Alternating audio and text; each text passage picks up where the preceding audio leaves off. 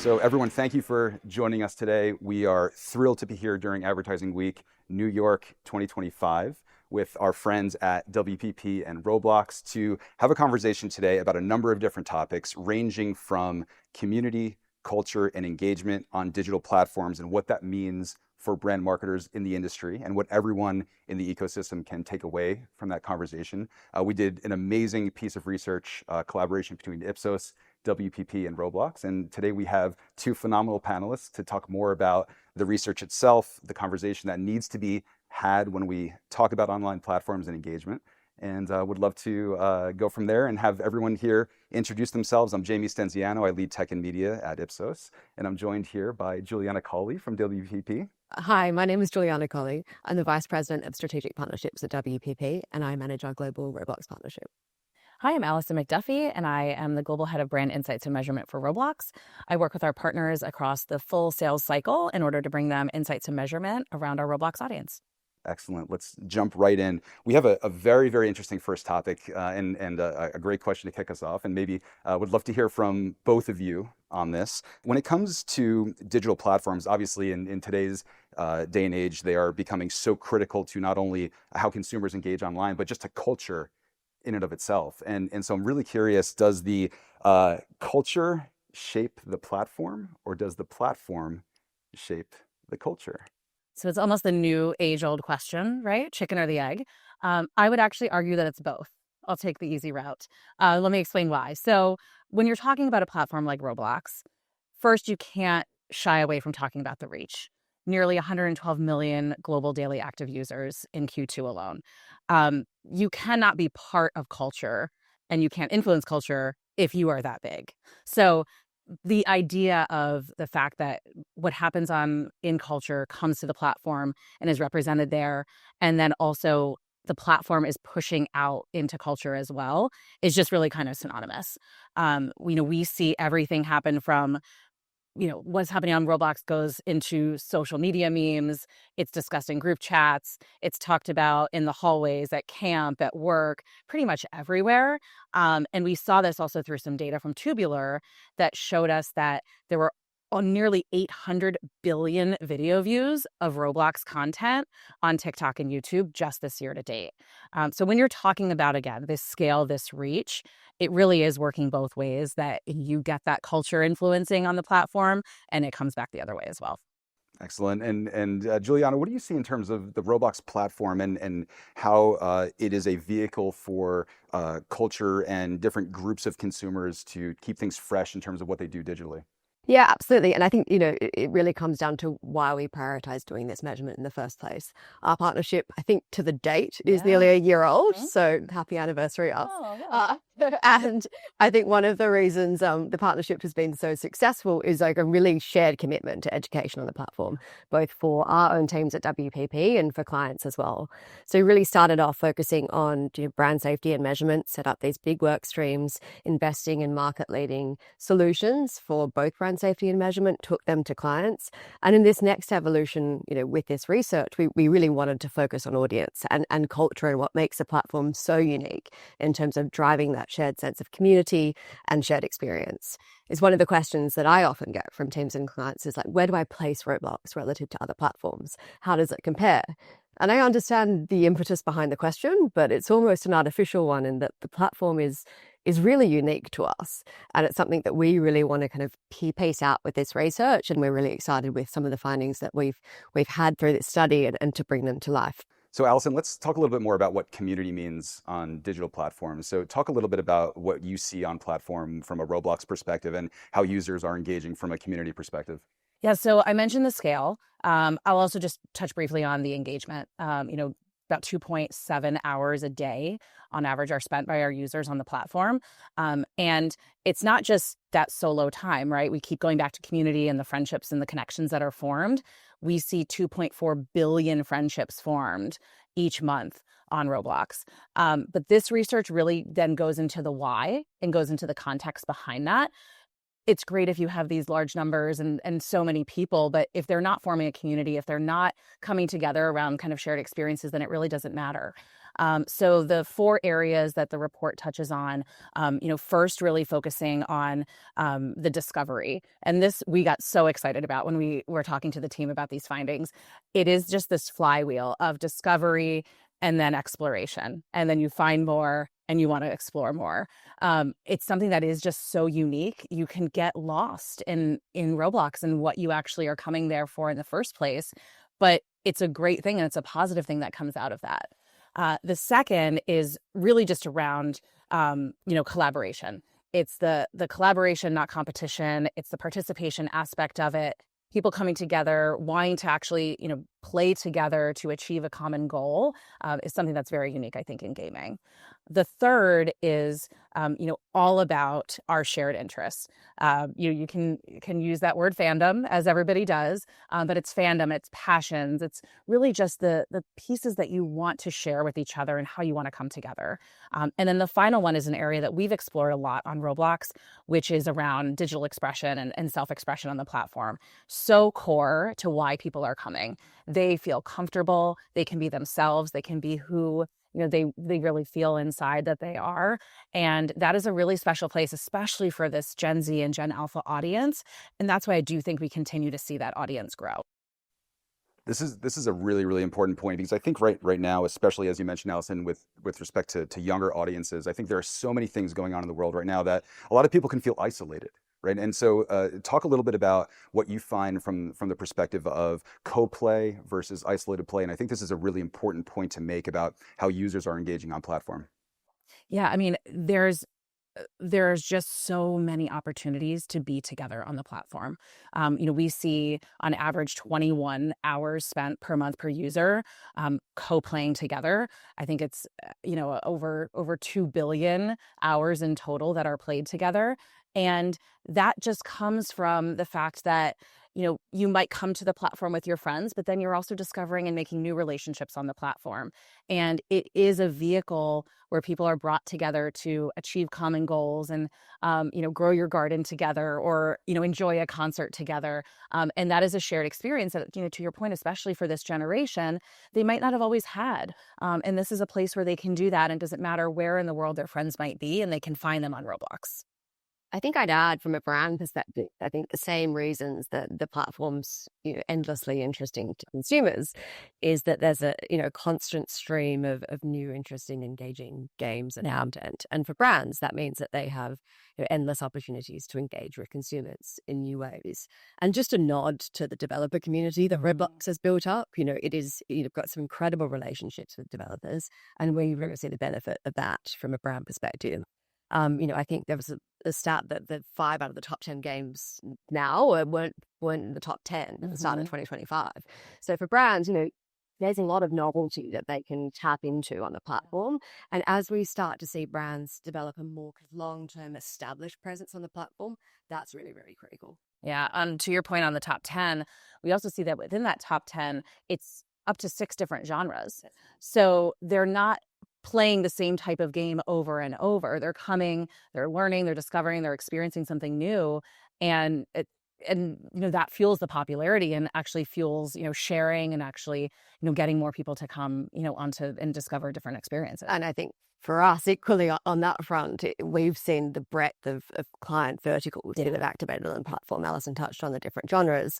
It's not just endemic brands anymore. It's, financial services we've had on the platform, CBG. Obviously, entertainment and some of the kind of big marquee film releases have been huge activations, but we've really loved to see that kind of breadth of kind of interest from our brand part.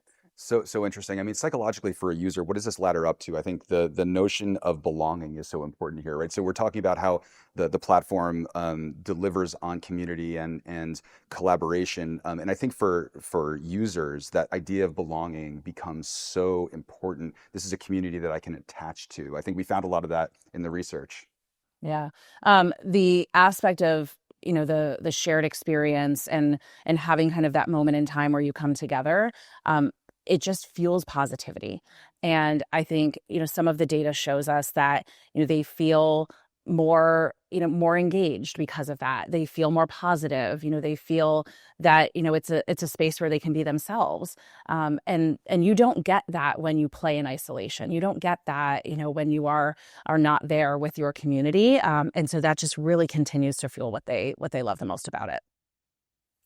Yeah, I think that on that self-expression front, I think brands have now started to see kind of more sophisticated ways of tapping into. So we're starting to see a lot of the brands that we work with on the platform, invest in kind of virtual items for avatars. So, and a lot of people think that that's only, for retail clients. Yeah. There's a breadth in terms of self-expression. Mm-hmm. So we have NBCU that's just activated on the platform for Jurassic World, Yep. a big release.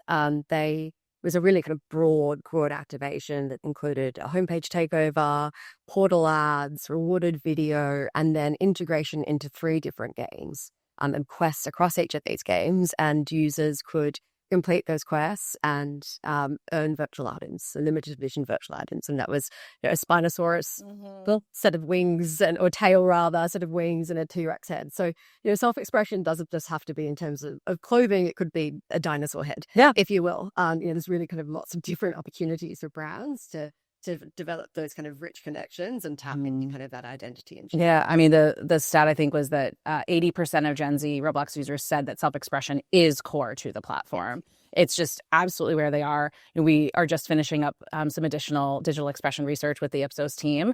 And it's just showing that, when you have the experience and the interaction with the brand on the platform, that translates into real life. Makes them much more likely to want to engage with that brand. They use it as kind of a try-on vehicle, a preview vehicle. Let me get my feet wet, see what my friends think.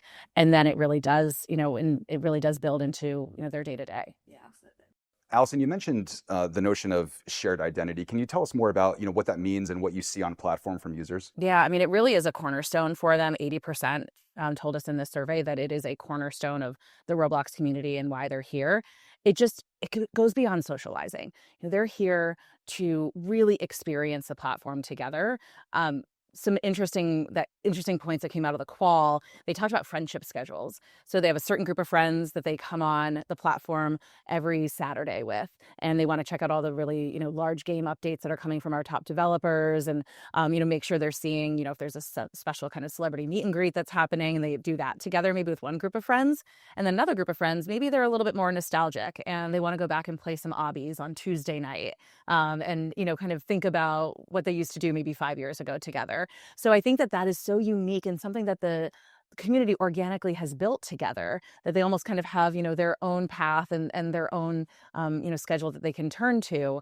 And that is fully built out of those shared experiences and what they like to do as a team. Yeah, and something that we're saying from a brand perspective is a lot of those shared experiences are around, these very kind of rich passion points. And they've grown in breadth as the platforms that's grown in turn. So one of the things that we've noticed is, culture is increasingly made on the platform, and for brands that are activating around culture off the platform, be that around entertainment, sport, music, they are now realizing the impetus of having a presence on the platform as well, and kind of replicating that experience and tapping into kind of the shared experiences cultivated on Roblox uniquely. Yeah. I love this. I think marketers really are starting to realize, but I think there's more work to do around the notion of occasions. Absolutely. And what occasions mean for not only that moment in time, but also extending a brand experience beforehand, during, after. Yeah, absolutely. On that one, actually, Jamie, when we first saw immersive platforms, WPP, and our clients were exposed to them, there was a tendency to kind of view activations as these one-off PR opportunities. And really, I think that has been a bit kind of sophistication now in terms of the way in which brands are thinking about them, as really needing to build out kind of more sophisticated strategic campaigns that are kind of longer term, but also end-to-end consistent across the way the brand's showing up off-platform and on-platform as well. And the users notice it. Exactly. A third of them told us in this survey that they notice brands that are on, quite often. They notice when they continue to engage.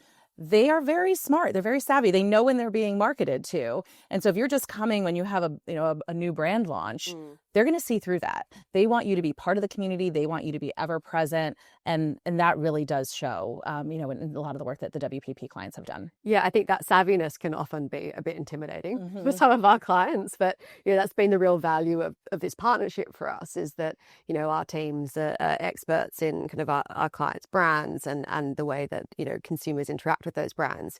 But we've really relied on the Roblox team for their deep platform expertise and to kind of craft these experiences where brands are showing up really authentically. I hate that word, just bandied around too much, but Genuine. in a genuine way. Exactly. Absolutely. Excellent segue. And I want to talk a little bit more, Giuliana, about being genuine and how a brand can do that. And platforms like Roblox are great places to activate against authenticity and being genuine and showing up to your consumers. In a study we did with WPP and Roblox, 82% of Roblox users agreed that brands on Roblox provide fun experiences. But of course, we have to be conscious of so many nuances that come into play. So, Giuliana, from what you see, what are some of the pieces of information and advice that you would give to marketers along those lines? Well, I mean, look, we've touched on it just then. The genuine piece is really kind of priority number one. You need to show up in the right way and really respect kind of the unique community that's cultivated on the platform. I think the other piece that is very critical, particularly for clients that are kind of new to the platform, is really working out how they want to appear on the platform. A lot of brands that we work with think that they're going to need to build out their own game and, invest quite significantly to show up. But, as Roblox has scaled, the different opportunities for brands to activate have grown and grown. We've got, media ad products that we've worked with Roblox to launch. Rewarded video, was very successful with our clients. And for clients that haven't activated before, that's a great way to start understanding the community and having a presence on the platform that doesn't expose them in the same way that kind of building out a full game will.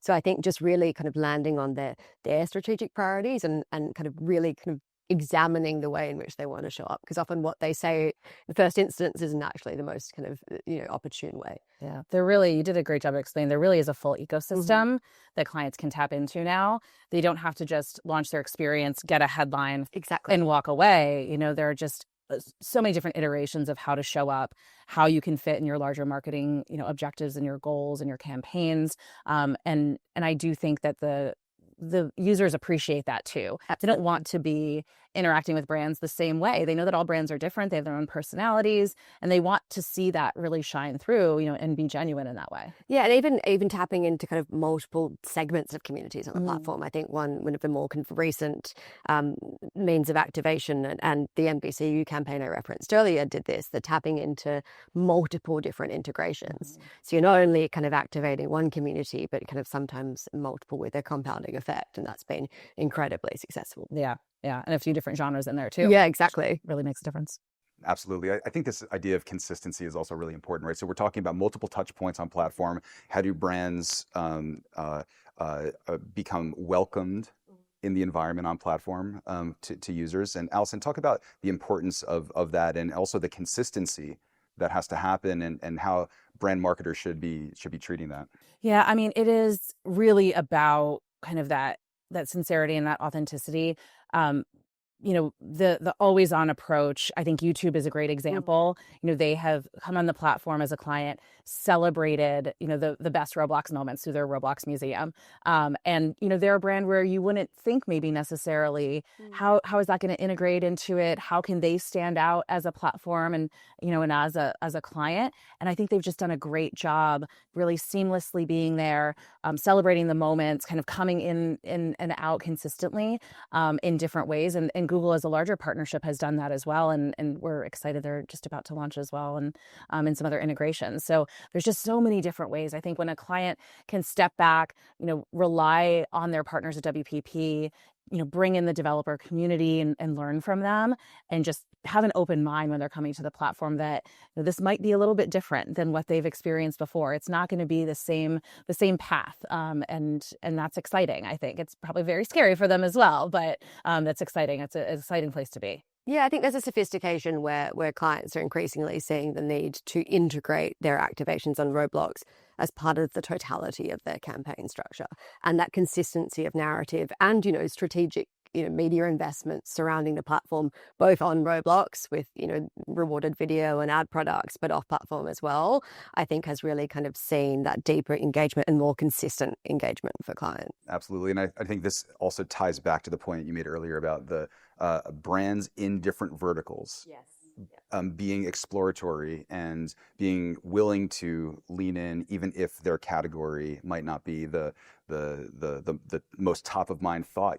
Exactly. Trying and exploring and finding new ways to engage with consumers on platforms like Roblox is huge. I think creatively, some of that's the most interesting territory. So, consumers always expect to see certain sports properties or entertainment properties on the platform. But if you're a CPG brand and you integrate your brand in a really interesting way and kind of you tap into some of those shared collaborative tactics that we've seen, it can be really surprising for the audience and successful in that sense. Yeah, when you are coming in as a brand, if you're respecting the community, you're understanding as much as you can about them and how, they value gameplay and, they're here to participate like we talked about. They're not just here to be marketed to. So you have to really take that in and make sure that you're creating, the best possible experience for them, giving them the UGC that they want, being on trend with the items that they want to be wearing.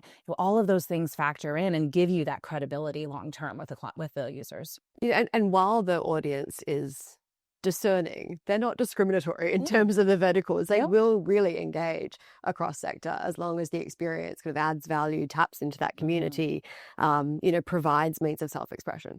Yeah. The self-expression piece, I think, is just, it's so key. I love the Jurassic example. It's so non-traditional in terms of, you're not putting on a Jurassic Park t-shirt. And if they wanted to do that, that's great too. Yes. But, they want to wear a T-Rex head, right? That's the beauty of the expression through, an avatar, is that you can show up and look exactly like you want to. Spoiler, my avatar is pretty similar to me. I've got my glasses and my, my leather jacket. But then I look at someone else and I have a dinosaur head. They have a dinosaur head on and they might have fairy wings. And that is just so fun. And that's what this generation wants as well. They want to be able to show up who they are. They want to be able to show up how they feel inside. They want to be able to show up if, they feel like on a Wednesday that, they want purple hair. And that's great. And that's what the beauty is when you're a brand and you understand the trends that are happening, what they're looking for. It goes down to so many specific things, whether it be hairstyles or how you wear your sweatshirt, so many different ways you can engage. And that's really, really fun for the users to see brands kind of test things and see what works and what doesn't. Yeah. I think a lot of brands think that kind of digital avatar has to be a moment in time. But speaking to NBCU, they said a lot of their franchises, they have a long tail of viewership, but everyone watches that franchise in the first week. So having someone walk around with that T-Rex head for 6 months is actually quite an interesting form of ROI for them from an investment standpoint. So it's kind of quite interesting to see that kind of long tail of effect across the platform. Yeah, a really exciting challenge for us to figure out how to measure that and how to quantify that for brands, which, that's why we're partnering together on measurement. So WPP can push us to, help to figure that out. Allison, we've talked so much today about how users on Roblox engage on platform. What have you seen from the data you're looking at in terms of how those on-platform experiences translate into other areas of their lives? Well, it really is a direct translation.